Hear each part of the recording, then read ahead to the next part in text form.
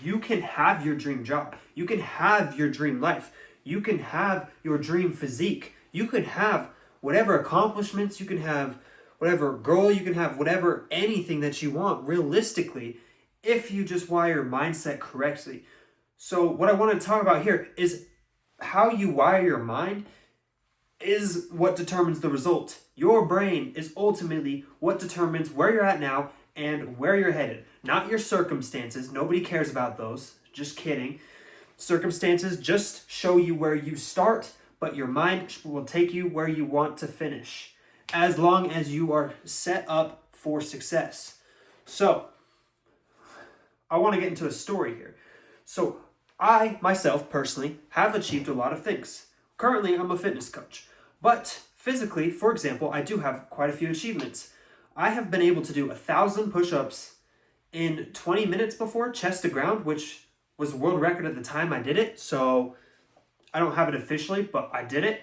I can do a one-arm handstand. I've done handstand push-ups, one-arm push-ups, jumping into a left arm one-arm push-up. I've done crazy stuff, right? Things that people would be like, oh, that's impressive. Whoa, how'd you do that? How long did it take you to train? And I don't care for crap.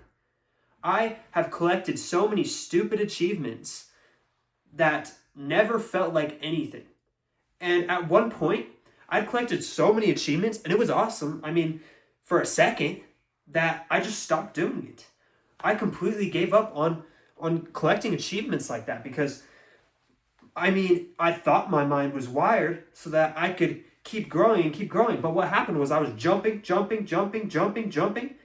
and then I inevitably crashed for a period of time because it was all set up wrong. So what did I do wrong?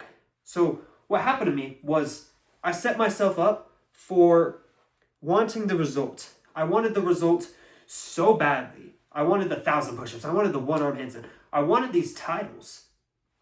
But the second I got the title, I took away the wins from myself. So not only did I not enjoy the journey of learning a one-arm handstand, I also didn't even enjoy the reward. I did it just to do it, just for the title, just to not even tell anybody about it either. You know, maybe I showed a few friends here and there. That was it. Never mentioned again. It's just an achievement I have under my belt that I've never really talked about. And all these wins really just have contributed more to a downfall than anything upwards. And that is because I was so focused on the title. But when you move your focus to the journey, that is when things get better. Because enjoying the journey is what's important, because you don't know how long the journey is going to be, right? You don't know how many years it might take to get to XYZ place or to get to XYZ position, you know? It takes time. So you have to enjoy the process and program yourself to love the process. Even if you want the results so bad, you have to like the process. Because if you get obsessed with the results, believe me, I've gotten obsessed with like 15 different insane results.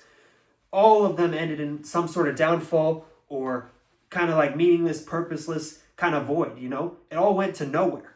So when you wire yourself, focus on the small wins, focus on growth over time, recognize that you're learning, you know?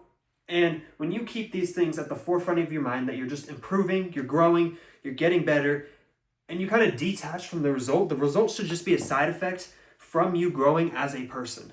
Not you trying to fast track growing as a person to get the result. You know, there is no shortcuts. As good as shortcuts sound, there is not really any good shortcuts.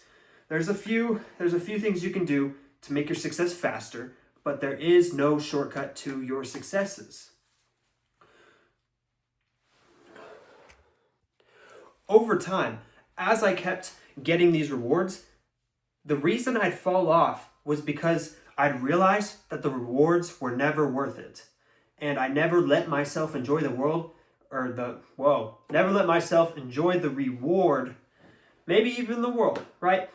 But that was because, you know, I got so attached to, maybe it's a side effect from social media, but I got so attached from the result, and I had this like idea of oh, I'd be such a different person if I reached XYZ goal. You know, everybody would look at me differently. I mean, yeah, people were so impressed. People were more amazed than I was, you know. They were more excited for me than I was excited for myself. You know, I was just like, on to the next thing, you know. You got to allow yourself to actually just live in the reward for a minute, you know, and appreciate that. That way, it sets you up for your next journey or a longer journey, because now you're set up in a way that you enjoy the progress, and habits that are rewarded are what keep you going. Habits that you hate, they are going to inevitably fall off. It's the truth. No amount of discipline is going to stop you when the pain progressively gets worse and worse and worse. So to avoid the pain of it never being enough, you quite literally have to do the opposite. You have to allow yourself to accept that it is enough. And that is what's going to help people to actually like learn and grow as people, as businessmen, as workers, as husbands, wives. You have to enjoy the process and appreciate what is around you. Otherwise, if you get attached to the title, the result, anything external that is outside of your control, anything that is not purely internal, needs to be gone. Otherwise, it's only going to stall any progress. Focus on the actions and enjoying the actions that it takes. That's when you're going to enjoy the work. So, for example, I have always hated with all my heart, running. Running, oh my god, just thinking about that was like horrendous. Not just barely, but 22 weeks back, hated running all my life because I have asthma. So what that means is when I run, I struggle to breathe. And breathing and running, they're kind of important. Gonna be honest there. But point being, I hated it so much. There's so much resistance, but I knew I should be running because I'm a coach. You know, I tell other people to run, tell other people to work out, help them with their nutrition. You know, I just felt like a hypocrite, you know, being like, well, you need to do your daily cardio. But like, even me, I didn't do my cardio. I was like, you know what? I'm not built for running, but I am built for running. So what I had to do there was I had to actually enjoy the process. Now I've been running for 22 weeks straight because I focused on enjoying the running and having more fun with it rather than having this like goal that I must hit. Otherwise, I don't know. I'll crash and burn. But anyways, focusing away from the goal, enjoying the run has allowed me to actually get to the goal and pass the goals, which is the ultimate goal of all, right? Is to keep learning, growing, and improving past those checkpoints.